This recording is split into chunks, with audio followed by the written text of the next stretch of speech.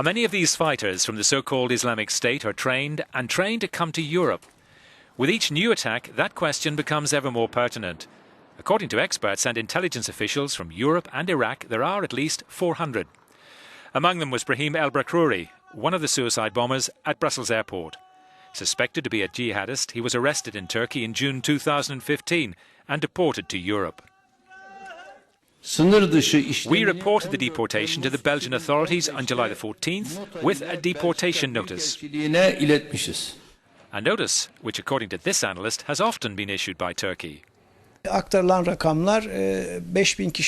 numbers we have is that nearly 5,000 people were under suspicion and screened. Between 1,800 and 2,000 of them were deported to their relative countries. But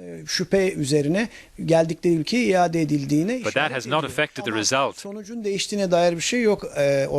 It has shown us that despite the communication mechanisms, which more or less work, bombings and terrorist acts continue. It also shows us that the information has not been evaluated very well.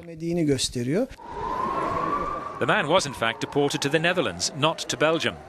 When the Netherlands acknowledged he was sent there, it claims Turkey did not respect procedures and did not explain the reasons for his deportation. So who is right and where are the gaps? The one certainty is that Europeans are there among the ranks of the jihadists. We know by their propaganda video, and in particular, we know their motivation. Are there fault lines in trust or a difference of opinion which would explain why some can evade the net despite the exchange of information?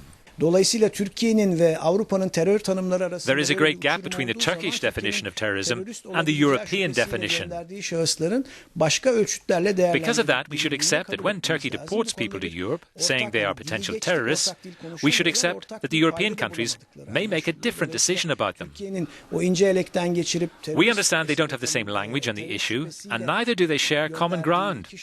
When Turkey screens and sifts people and labels them potential terrorists, Europe does not recognize Turkey's criteria. They may even not consider them as being suspicious. That can be a reflection on the different security cultures. That is important. The recent discovery of thousands of documents that belong to jihadist fighters with names and details may help to identify the members of the so-called Islamic State who return to Europe to organize terrorist cells. Even so, the events of recent months have highlighted the difficulties Europe faces dealing with this threat on its own soil.